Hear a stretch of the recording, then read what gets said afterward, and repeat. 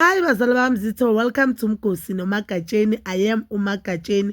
Umgosi wethu namhlanje bazali bami Zitho, it's about uthando nesithembu, not uthando nesithembu futhi ifamily kaMseleko. We know that umpumelelo noVuyokazi i-relationship yabo iphelile guys, and uVuyokazi uke move on wathola enye. The ex-husband is yes, it is a husband because bekusukhokhe nelobolo uXolani. Unfortunately that relationship didn't last for uVuyokazi, but uVuyokazi now she's singing, she has a YouTube channel. Like I think she's doing well for herself.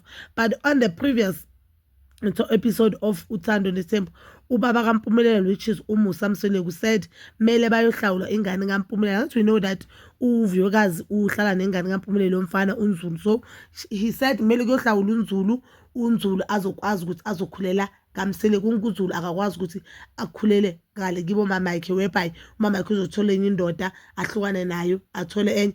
Mina for one I just felt as if yazi uMusa Mseleko ucabanga ukuthi la emhlabeni sizele yena and ucabanga lo mhlaba lo owakhe. One, I don't think ukuthi uyithatha phi right ukuthi azothi uNzulu uzokhula kahle kaMseleko than kibo Vuyokazi. Into yokucala nje uMpumelelo akanankosikazi, sicale lapho. uMpumelelo akanankosikazi.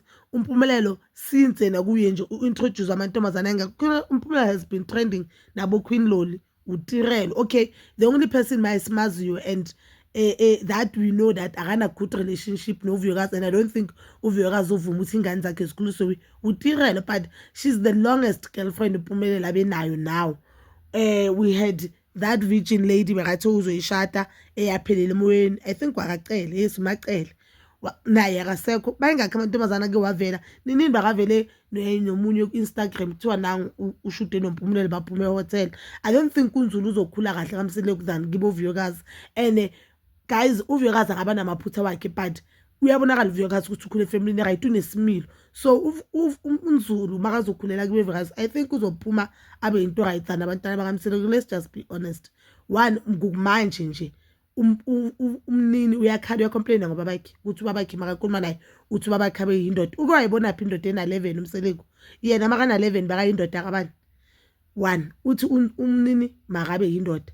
Manje uma yena akekho ingane kusho ukuthi lapha kamayenzi yazikhulisa ngoba siyamazi uMpumelelo ukuthi akusumuntu ongathembela kuye. Kwayena uMusa Mseleko udela ukuthi ayolala kaMacele, alele kaMangwabe, kaMakhumalo. Ingane zamaKhumalo zamayeni kusho ukuthi njengoba ubaba mamazo abuyele kubo kayeni zilala nobani manje? Zilala noMpumelelo.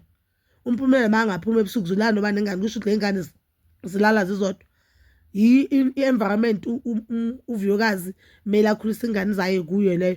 But I'm happy now because on YouTube channel kaVuyokazi we can see ukuthi uVuyokazi udecide nokuthatha umhlophekazi now uhlala Eastern Cape noVuyokazi, and I believe that uVuyokazi ingane zakhe uzozikhulisa kahle. And you can see even on ama-vlogs kaVuyokazi ukuthi abantwana ba-right, ba-healthy and ba-happy, which is that what is important empilweni abantwana. Bazali bami Zitho, please don't comment down below your thoughts, and please don't forget to like, subscribe, share and hit that notification button. Nginithanda ukuya nokubuya.